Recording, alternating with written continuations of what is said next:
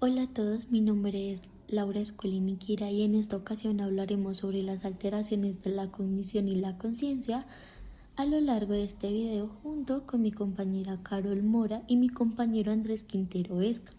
Exploraremos temas fascinantes que nos permitirán comprender mejor cómo funcionan ciertos procesos cognitivos y cómo pueden verse afectados por diversas condiciones.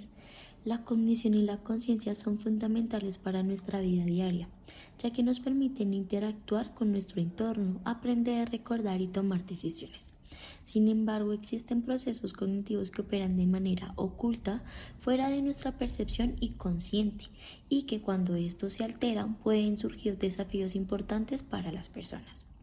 Hoy hablaremos de conceptos como el inconsciente cognitivo, la negligencia atencional, el aprendizaje inconsciente y otros temas relacionados con la memoria y los síndromes neuropsicológicos. Todo esto fundamentado en las lecturas claves como las de Frofi y Allegri del 2000. Sin más preámbulos, comencemos con el primer tema, que es el inconsciente cognitivo. ¿A qué se le denomina inconsciente cognitivo? El inconsciente cognitivo se refiere a los procesos mentales que ocurren fuera de nuestra conciencia, pero que influyen de manera significativa en nuestro comportamiento, decisiones y percepciones. Este concepto es clave para entender que no todas las funciones cognitivas requieren de un control consciente para operar de manera eficiente, según Freud. El inconsciente cognitivo incluye actividades como la percepción, la memoria implícita y el aprendizaje automático. Por ejemplo, cuando caminamos por la calle y esquivamos un obstáculo sin pensarlo, estamos usando el proceso inconsciente. Este tipo de funcionamiento refleja cómo el cerebro prioriza la eficiencia energética y permite que la conciencia se enfoque en tareas más complejas. Un área donde se observa el impacto del inconsciente cognitivo es la percepción subliminal. Diversos estudios han demostrado que podemos procesar información presentada por debajo del umbral inconsciente, por ejemplo, palabras o imágenes proyectadas por milisegundos. Esto puede influir en nuestras elecciones incluso si no somos conscientes de haber visto. Esto ha sido ampliamente estudiado y experimentado de Brink, donde los participantes responden más rápido a estímulos familiares sin saber por qué.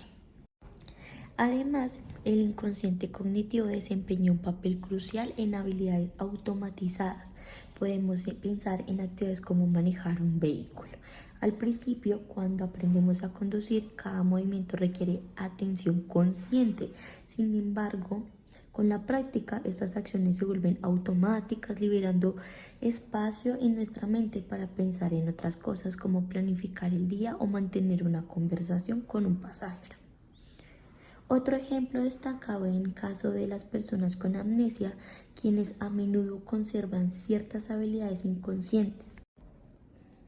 Freud menciona que en pacientes con daño en el hipocampo, con el famoso caso de HM, pueden adquirir habilidades motoras nuevas, como dibujar una figura reflejada en un espejo, a pesar de no recordar haber practicado antes esto, demostrando que el aprendizaje y la memoria pueden ocurrir en niveles inconscientes del cerebro. Entonces, ¿por qué es importante estudiar el inconsciente cognitivo? Primero, nos ayuda a entender cómo operan nuestros procesos mentales en conjunto, aunque solemos priorizar lo consciente. Lo inconsciente es igual esencial para nuestra supervivencia. Segundo, este conocimiento tiene aplicaciones prácticas como en la terapia psicológica, el marketing y la neurorehabilitación. Por ejemplo, en pacientes con daño cerebral, técnicas que estimulan el inconsciente cognitivo han demostrado a veces prometedoras para recuperar habilidades perdidas. El inconsciente cognitivo nos demuestra que gran parte de nuestras decisiones y acciones no dependen de la conciencia. Es una herramienta esencial de nuestro cerebro que nos permite adaptarnos rápidamente y manejar múltiples tareas de forma eficiente, como dice Freud. El inconsciente cognitivo es como el motor silencioso que mantiene nuestra mente en funcionamiento. Con esto finalizamos nuestra exploración del inconsciente cognitivo. Espero que este concepto haya sido claro y que comprendan a su importancia tanto en nuestras vidas diarias como en el estudio de la psicología y la neurociencia. Ahora doy paso a mi compañera, quien hablará sobre el tema igualmente interesante, la negligencia atencional y sus tipos. Muchas gracias. Ahora vamos a hablar sobre un tema fascinante y a la vez preocupante, la negligencia atencional. Esta condición pone de manifiesto cómo nuestras capacidades de atención pueden verse alteradas por daños en el cerebro, afectando la forma en la que percibimos y reaccionamos al mundo que nos rodea. La atención es una función cognitiva esencial que nos permite filtrar y priorizar estímulos en nuestro entorno. Sin ella sería imposible conectarnos o responder adecuadamente a lo que ocurre a nuestro alrededor. Sin embargo, esta es la capacidad que se ve afectada como en el caso de la negligencia atencional. Los resultados pueden ser profundos y desconcertantes. A continuación explicaré con detalle qué es la condición y los tipos que se han identificado basándose en lecturas de Allegri 2000 y otros expertos. ¿Qué es la negligencia atencional y qué tipos existen?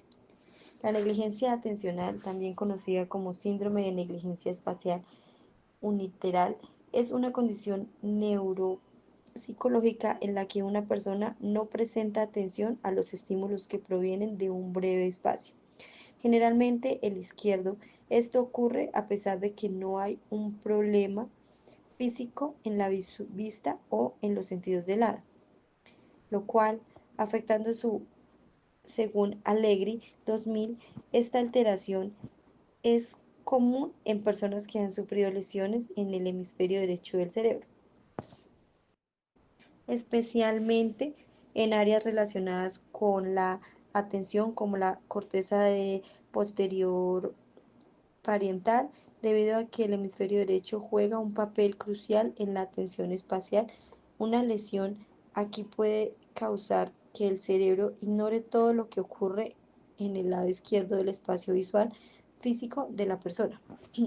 Un ejemplo típico de negligencia atencional es el caso de pacientes que solo comen comida en un lado del plato o que se afectan únicamente la mitad de la cara. A menudo estas personas ni siquiera son conscientes de que están omitiendo a un lado, lo que refleja la complejidad de esta condición. Allegri 2000 describe dos tipos principales de negligencia atencional. 1.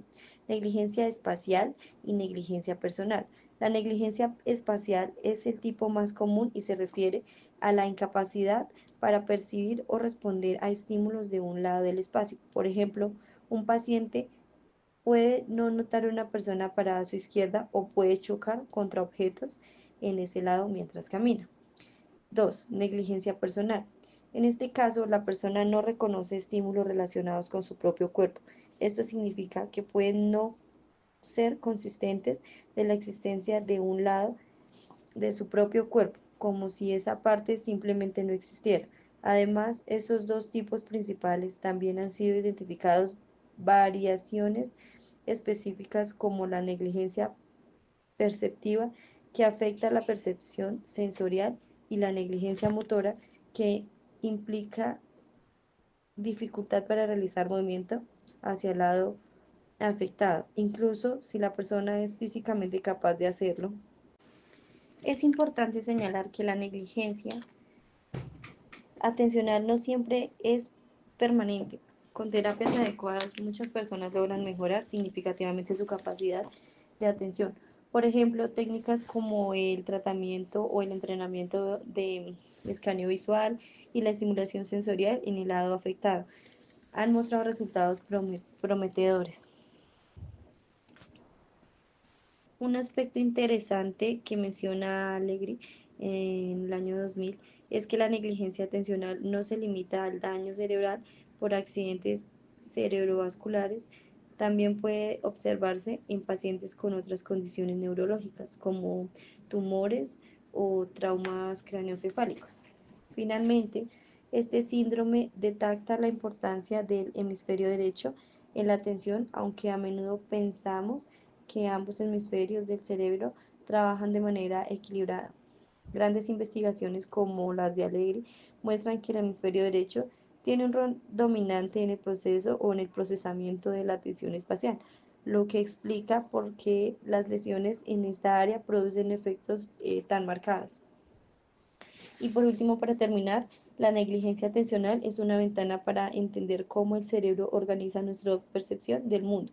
Es increíble pensar que algo tan fundamental como la atención puede ser moldeado y, en algunos casos, alterado de formas tan dramáticas. Ahora bien, le dejo el espacio a nuestro siguiente compañero, quien continuará hablándole sobre el aprendizaje inconsistente y las evidencias que lo respaldan. Gracias. Ahora, para cerrar esta presentación, abordaré dos temas clave que complementan nuestro entendimiento sobre la cognición: la memoria inconsciente y las disociaciones presentes en algunos síndromes neuropsicológicos. Ambos conceptos nos permiten reflexionar sobre la profundidad y la complejidad de los procesos mentales que a menudo pasan desapercibidos. Empecemos analizando qué es la memoria inconsciente y qué evidencias respaldan su existencia. ¿Qué es la memoria inconsciente y qué evidencia hay a su favor? La memoria inconsciente, como su nombre lo indica, es la capacidad de almacenar y recuperar información sin que seamos conscientes de ello.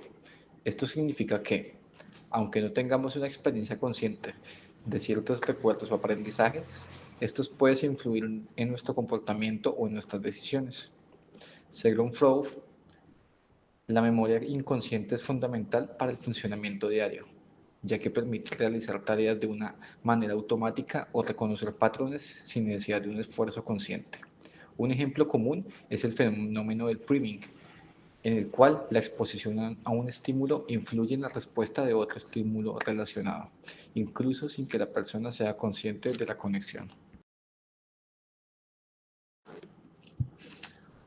Uno de los estudios más citados que respaldan la existencia de la memoria inconsciente es el realizado con pacientes que tienen amnesia antidrogada. Estas personas, a pesar de no recordar conscientemente eventos recientes, son capaces de aprender nuevas habilidades o reconocer patrones de comportamiento.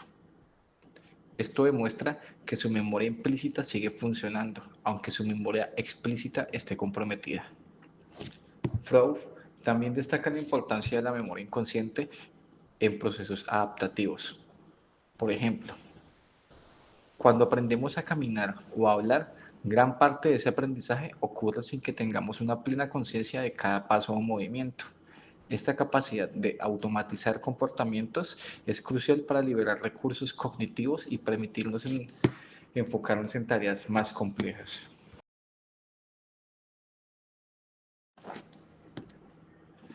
Además, investigaciones en neurociencia han identificado áreas cerebrales específicas como los ganglios basales y el cerebelo que son responsables de este tipo de memoria. Estos hallazgos refuerzan la idea de que nuestra mente tiene múltiples sistemas de almacenamiento de información, cada uno con funciones específicas que contribuyen a nuestro desempeño diario. En resumen, la memoria inconsciente es un pilar esencial de nuestra cognición, permitiéndonos aprender, adaptarnos y funcionar de manera eficiente en un mundo que exige respuestas rápidas y precisas. Disociaciones presentes en síndromes neuropsicológicos que afectan la percepción o la atención. Ahora, hablemos de las disociaciones neuropsicológicas, un fenómeno fascinante que ocurre cuando estas funciones cognitivas se ven afectadas de manera selectiva debido a daños en el cerebro. Estas disociaciones nos permiten entender cómo están organizadas las distintas capacidades mentales en nuestro sistema nervioso. Tomemos como ejemplo el síndrome de Wallin, que afecta la percepción visual y la atención. Este síndrome se caracteriza por tres síntomas principales. Primero, ataxia óptica, que implica la dificultad para guiar movimientos con base en estímulos visuales. Segundo, apraxia ocular, que se refiere a la incapacidad de mover los ojos de manera voluntaria hacia un estímulo específico. 3. Simultagnosia, donde la persona es incapaz de percibir múltiples elementos visuales al mismo tiempo, limitándose a ver solo un objeto dentro de su campo visual. Otra disociación interesante ocurre en el caso del síndrome de la heminegligencia, del cual ya hablamos anteriormente. Aquí, las disociaciones pueden manifestarse entre la percepción y la atención. Por ejemplo, un paciente puede ser capaz de ver un estímulo en el lado afectado, pero no lo reconoce o no responde a él debido a la falta de atención consciente. Estas disociaciones no solo son un desafío para quienes las padecen, sino que también son una herramienta valiosa para los investigadores, ya que nos ayudan a mapear las funciones específicas de distintas áreas del cerebro y a comprender cómo se interconectan para formar una experiencia cognitiva integral. Ya para cerrar, hemos explorado cómo los procesos cognitivos, como la memoria y la atención, pueden verse alterados por distintas condiciones, llevándonos a reflexionar sobre la complejidad de nuestro cerebro humano, desde la memoria inconsciente, que guía muchos de nuestros comportamientos, hasta las disociaciones neuropsicológicas, que revelan las conexiones entre la percepción, la atención y la acción. Es evidente que la cognición es un fenómeno multifacético que todavía tiene mucho por enseñarnos. Es importante seguir investigando y profundizando en estos temas, no solo para comprender mejor las bases de nuestra cognición, sino también para desarrollar intervenciones que mejoren la calidad de vida de quienes se enfrentan estas alteraciones. Muchísimas gracias por su atención y esperamos que esta presentación haya sido una ventana para entender un poco más sobre los misterios del cerebro y la mente. Muchas gracias y hasta pronto. Mi nombre es Andrés Quintero y fue un placer acompañarlos.